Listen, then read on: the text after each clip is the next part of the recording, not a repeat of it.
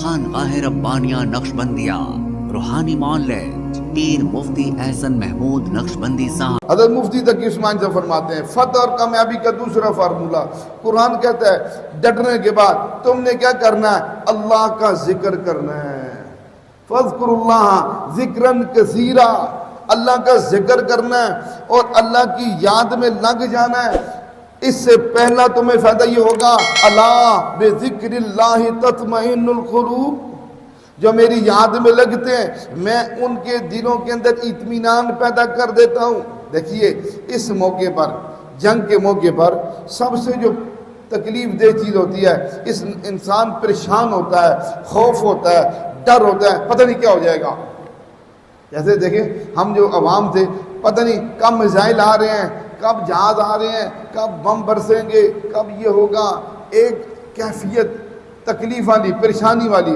تو کیا فرمایا اس موقع پہ اللہ نے قرآن میں ہمیں دوسرا فارمولہ بتایا، اگر کامیاب ہونا چاہتے ہو تو تمہیں میری یاد میں لگنا پڑے گا، میرے ذکر میں لگنا پڑے گا، تو اس سے میں تمہارے دلوں کے اندر اطمینان پیدا کر دوں گا، دشمن کا خوف اور ڈر تمہارے دلوں سے نکل جائے گا، دشمن کا خوف اور ڈر تمہارے دلوں سے نکل جائے گا.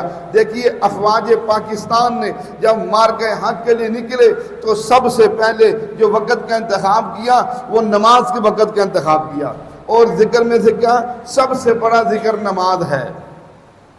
ان الصلاۃ لذکری، اللہ قرآن میں فرماتے ہیں نماز پڑھو یہ میرا سب سے بڑا ذکر ہے.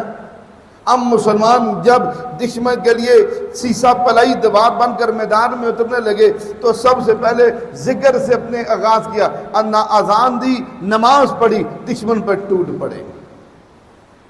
تو اس لیے اللہ نے یہ کامیابی کے نکات ہمیں بتائے ہیں، یہ فارمولے بتائے ہیں. مسلمان دنیا میں جب بھی ان قرآنی فارمولوں کے ساتھ چلے گا اللہ اسے کامیاب کریں گے. اب یہ نہیں ہے کہ صرف مالی افواہیں ذکر کرنا ہے، یہ تو ذکر اس موقع پہ ہر مسلمان کے لیے، جیسے ہم نے آپ کو دعا بتائی تھی اللہم انا نجعلک فی نحورہم، یہ ذکر اور ذکر، درود شریف، دعاؤں کا اہتمام، یہ ساری چیزیں ذکر کے ساتھ تعلق رکھتی ہیں کہ اس موقع پر خوب ذکر کرنا چاہیے تاکہ اللہ پاک ہمیں کامیابی اور کمرانی سے نواز دیں.